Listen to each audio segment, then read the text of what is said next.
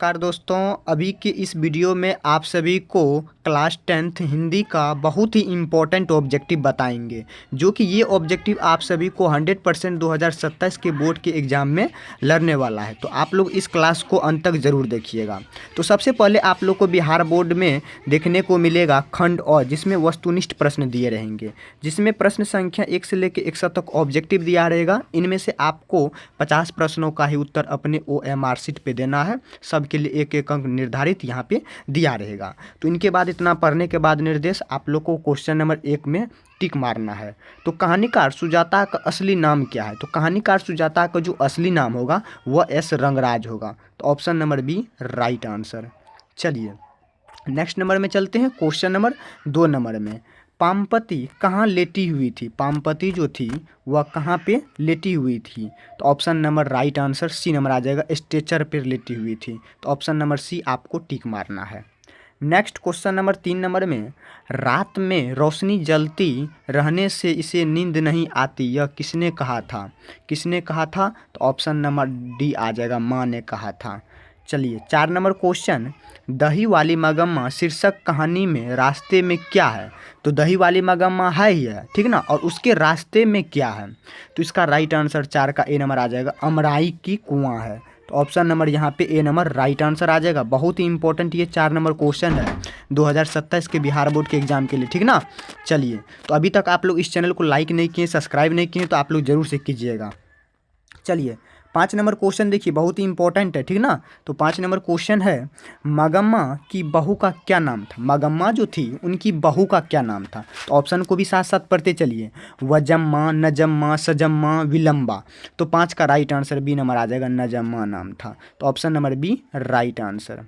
Next question number 6 number में, सात कोरी होता का जन्म कब हुआ था? सात कोरी होता का जो जन्म हुआ था वह कब हुआ था? तो ऑप्शन नंबर सी आ जाएगा, 29 अक्टूबर 1829 को हुआ था। तो option number c right answer.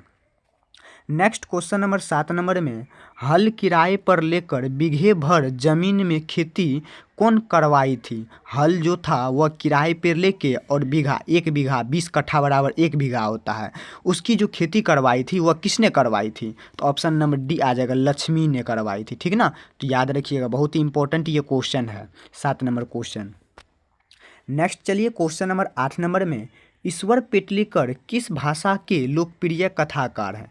ईश्वर पेटलीकर जी जो हैं वह किस भाषा में ज़्यादातर लोकप्रिय कथाकार हैं? ऑप्शन ए नंबर में गुजराती, उड़िया, कन्नड़, पंजाबी।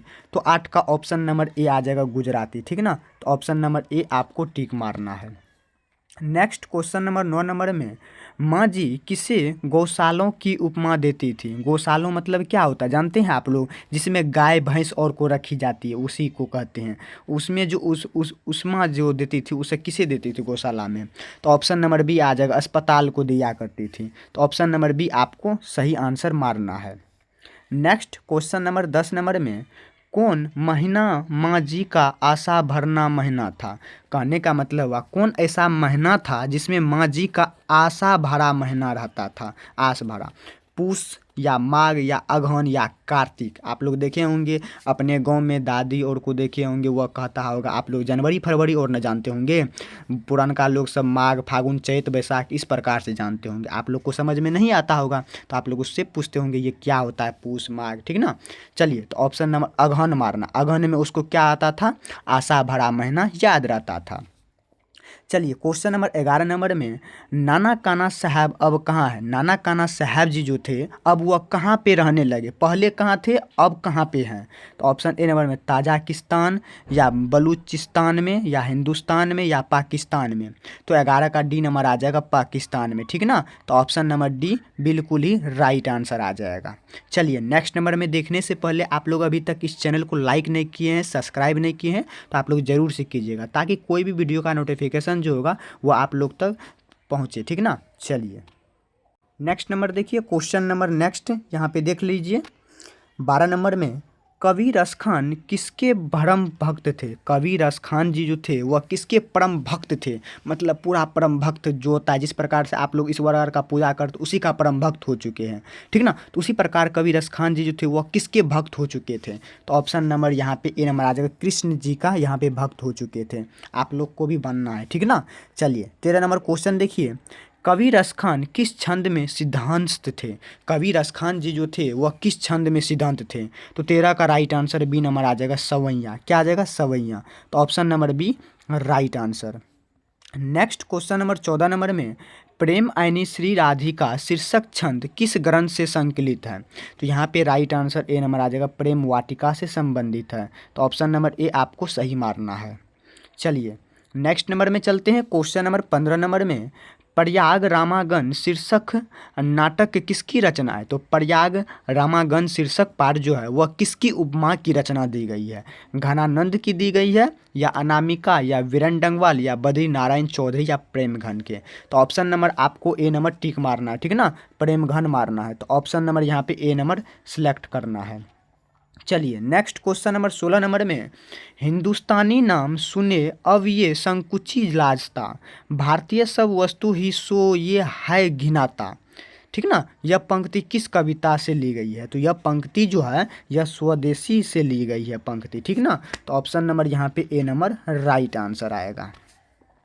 चलिए नेक्स्ट नंबर में चलते हैं। क्वेश्चन नंबर 17 नंबर में, सुमित्रा नंदन पथ का जन्म कब हुआ था? सुमित्रा नंदन पथ जो था उनका जन्म आपको बताना है। देखिए हिंदी हुआ, ये आपका इसमें ईस्वी और वाला ज़्यादातर आप लोग फंसिएगा, तो आप लोग को फंसना नहीं है, उसको एक कॉपी में लिखिएगा ईस्वी और वाले का, जिसका जन्म पहले हुआ है उस सब के बारे में आप लोग को रट के घोर के पी जाना, ठीक ना, भूलना नहीं है। तो हिंदी और में आप लोग को सिर्फ यहाँ पे पूछेगा उसका कवि का नाम क्या है, उसका जन्म कब हुआ था, वह कहाँ पे मतलब रहते थे, इस चीज़ के बारे में वो सब पूछेगा।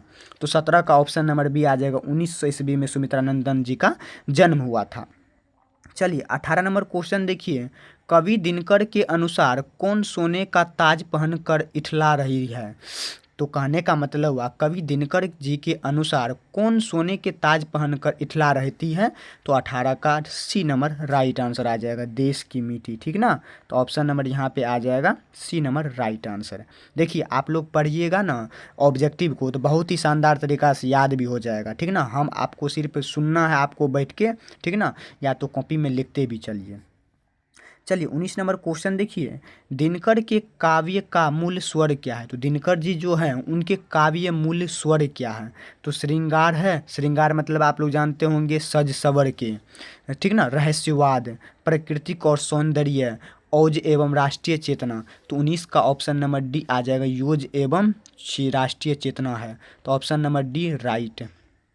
चलिए 20 नंबर क्वेश्चन को देखिए, तो हिंदी के आदि कवि कौन है? तो हिंदी के जो आदि कवि माने जाते थे वह कौन है? तो सहरपाद है, या अज्ञेय, या दिनकर, या पथ। ये भी बहुत ही इंपॉर्टेंट है, ठीक ना। अब की बार ये क्वेश्चन पूछा गया था 2026 में, हो सकता है आप लोग को 2027 के एग्जाम में बाय चांस पूछ दिया तो यहाँ से आप लोग का क्लियर हो जाता है ऑब्जेक्टिव, ठीक ना। तो 20 का ऑप्शन नंबर सहरपाद आ जाएगा, हिंदी के आदि कवि माने जाते थे। चलिए नेक्स्ट 21 नंबर क्वेश्चन देखिए, तो यहाँ पे वह औरों को नहीं अपने को सुधार रहा है, कहने का मतलब वो आप लोग देखे होंगे गांव समाज में किसी को मार रहा है तो कोई उसको ताना दे रहा है, क्यों मार रहे हैं? वह देखिए वो अपने को सुधार रहा है, ना कि आपको, ठीक ना। यह किस स्वर्ग नाम का उदाहरण? इस स्वर्ग नाम में आपको बताना है किस स्वर्ग नाम का उदाहरण हुआ, ठीक ना। चलिए बताइए, तो ऑप्शन नंबर ए आ जाएगा, निजवाचक का है। तो ऑप्शन नंबर ए राइट है। चलिए नेक्स्ट नंबर में चलते हैं। क्वेश्चन नंबर 22 नंबर में, सुनीता रो रही है किस काल का उदाहरण? तो काल कितने प्रकार के? 3 प्रकार के, वर्तमान, भविष्य और भूतकाल, ठीक ना। तो वर्तमान में क्या होता है? अभी जो हम आपको पढ़ा रहे हैं ये वर्तमान काल में हुआ। भूतकाल में कब हुआ? जब आपका क्लास खत्म हो जाएगा, ठीक ना, सीधा तौर पे समझिए, वह भूतकाल में होगा। भविष्य काल में क्या हुआ? हम कल किस चीज़ पे वीडियो बनाएंगे और आप लोग किस चीज़ पे लेना चाहेंगे, ठीक ना।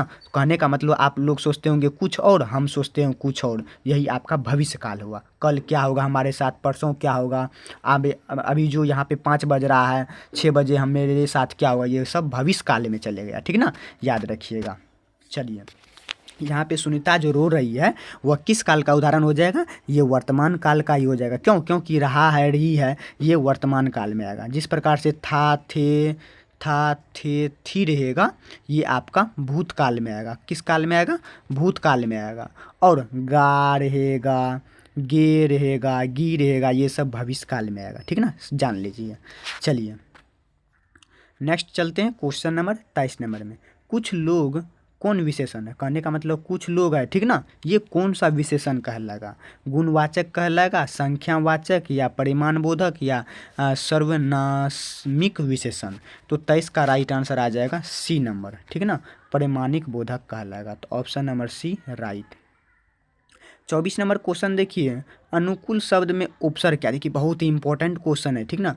तो उपसर्ग समझ लीजिए, बहुत ही बेहतरीन तरीका से आप लोग को बता देंगे। उपसर्ग का मतलब हुआ जो शब्द के प्रारंभ में हमें उच्चारण बना के दे, वही हमारा उपसर्ग कहलाएगा। जिस प्रकार से देखिए अनुकूल, तो अनु एक साइड उच्चारण बन रहा है और कुल एक साइड उच्चारण बन रहा है, तो इसका मतलब अनु हमारा राइट आंसर आ जाएगा। तो 24 का यहाँ पे सी नंबर आई राइट आंसर। ठीक ना, क्यों? क्योंकि उपसर्ग का मतलब ही हुआ हमें शब्द के प्रारंभ में। चलिए 25 नंबर क्वेश्चन देखिए, प्रत्यय। तो यहाँ पे प्रत्यय भी समझ लीजिए। प्रत्यय हुआ ये शब्द के पहला, ये शब्द के अंत में, शब्द के अंत में जो हमें उच्चारण बना के दें। झाड़ू, झाड़ू आ रहा है ना, तो 25 का राइट आंसर बी नंबर आ जाएगा, झाड़ू। इस प्रकार से टिक मारना है। चलिए नेक्स्ट क्वेश्चन नंबर 26 नंबर में यहाँ पे देखिए, परिवार शब्द का विशेषण रूप क्या होगा? परिवार शब्द है, उसको आप लोग को विशेषण बनाना है, ठीक है ना। तो ऑप्शन यहाँ पे राइट आंसर आ जाएगा पारिवारिक, ऑप्शन ए राइट। 27 नंबर देखिए, सज्जन शब्द में कौन सा समास? समास 6 प्रकार के होते हैं, याद रखिएगा, ठीक है ना। पूछ दे बाई चांस तो आपको बताना है। तो हो सकता है कोई टीचर हो या कोई आपके बड़े भाई, कोई हो सकता है पूछने वाले, तो आप लोग को बताना देना है, ठीक ना, बता देना है। तो सज्जन शब्द में कौन सा समास हो जाएगा? बी नंबर आ जाएगा, कर्मधारय समास। 28 नंबर में देखिए, परिश्रम ना करने वाले छात्र अच्छे अंक नहीं पाते। कहने का मतलब हुआ हम जो अभी परिश्रम करके आप लोग को पढ़ा रहे हैं, तो हमें अच्छा अंक मिलेगा, हमें अच्छे मुकाम पे जाना है, इसलिए हम मेहनत कर रहे हैं। अगर जो ये मेहनत नहीं करेगा उसको क्या होगा? अच्छा अंक नहीं मिलेगा, वो आगे चल नहीं पाएगा। इस प्रकार से यह रेखांकित में क्या शब्द बनेगा? तो 28 का सी नंबर आ जाएगा, पदवंद शब्द बनेगा। चलिए नेक्स्ट नंबर चलते हैं, 29 नंबर क्वेश्चन। लोकप्रिय व्यक्ति का सम्मान सभी करते हैं, किस वाक्य का उदाहरण है? तो किस वाक्य का उदाहरण है? तो मिश्र वाक्य का उदाहरण है, ऑप्शन बी। 30 नंबर क्वेश्चन, निम्न में शुद्ध वाक्य कौन है? तो निम्न में से शुद्ध वाक्य जो होगा ए नंबर आ जाएगा, हमारी सौभाग्यवती कन्या का विवाह होने जा रहा है। तो ऑप्शन नंबर ए राइट। ठीक है ना, बहुत ही इंपॉर्टेंट ये सब क्वेश्चन है जो कि आपको याद रखना है। चलिए 31 नंबर क्वेश्चन, उपकार शब्द का लिंग। लिंग भी 2 प्रकार का, 3 प्रकार का, ठीक है ना। लिंग 2 प्रकार का, स्त्रीलिंग पुल्लिंग, एक उभयलिंग भी होता है, ठीक है ना। ये तो उपवाद में हुआ। तो उपकार, आप लोग किसी का भलाई कर रहे हैं, ठीक है ना, उपकार मतलब उपहार दे रहे हैं, तो यह जो हो जाएगा ये पुल्लिंग शब्द हो जाएगा। 32 नंबर देखिए, लोगों ने चोर को मारा, यह किस कारक का उदाहरण है? चोर को मारा, तो चोर क्या हो गया? यहाँ पे कर्म कारक हो गया। कोई काम कर रहा था इसलिए उसको लाठी डंडा से मारा गया, तो कर्म कारक हो गया, कर्म। 33 नंबर देखिए, लेखक शब्द का स्त्रीलिंग रूप लेखिका आ जाएगा। तो 33 का यहाँ पे डी नंबर आ जाएगा, लेखिका। ठीक ना, इस प्रकार से आप लोग को टिक मारना है। तो अभी की इस क्लास में आप सभी को ये जितना ऑब्जेक्टिव बताया गया, ये ऑब्जेक्टिव अगर याद कर लेते हैं, रिमेंबर कर लेते हैं, रिवाइज कर लेते हैं, तो आप लोग को कहीं पे भी दिक्कत नहीं होने वाला, ठीक ना। 2027 के एग्ज़ाम में जो भी हमारे प्यारे छात्र होंगे या छात्राएँ होंगे, एग्ज़ाम देंगे बिहार बोर्ड में, उनको कहीं पर भी दिक्कत नहीं होगा। तो आप लोग इस क्लास को अंत तक ज़रूर देखिएगा और अपने दोस्तों और साथी तक ज़रूर से शेयर कीजिएगा। चलिए मिलते हैं आप लोग को नेक्स्ट वीडियो में नेक्स्ट टॉपिक के साथ।